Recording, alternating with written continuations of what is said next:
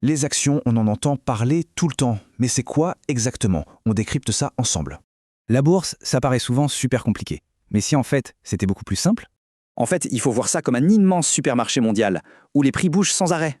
Dans ce supermarché, il y a plein de rayons. Mais aujourd'hui, on s'intéresse aux produits phares, les actions. Bon, une action, concrètement, c'est quoi? Pour bien piger, on va prendre une petite image. Imaginons qu'une entreprise, c'est un énorme gâteau. Et pour grossir, il lui faut des fonds. Alors, pour trouver cet argent, elle va découper son gâteau en des millions de toutes petites parts.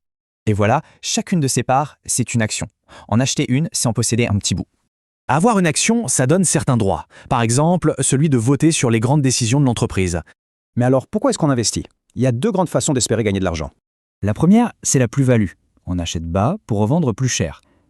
La deuxième, ce sont les dividendes. En gros, c'est quand l'entreprise partage une partie de ses bénéfices directement avec les actionnaires. Attention parce qu'il y a une idée reçue assez tenace sur la façon dont ça marche les dividendes. Non, un dividende, ce n'est pas de l'argent gratuit qui tombe du ciel, c'est juste un transfert. Par exemple, si une entreprise verse 5 € de dividendes, le prix de l'action va baisser de 5 €. Au final, la valeur totale reste la même. Un bout de la valeur est juste passé de l'entreprise à l'actionnaire. Évidemment, qui dit investissement dit aussi risque. Il n'y a pas de magie, le gain n'est jamais garanti.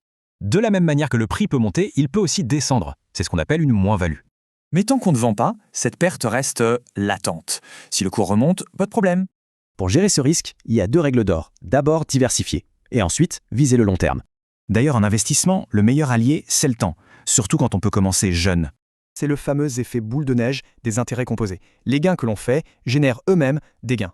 Et la différence entre démarrer à 20 ou 30 ans, elle est juste énorme, même avec le même effort. Finalement, la question, ce n'est pas tant de savoir quand commencer, mais bien comment tenir la distance.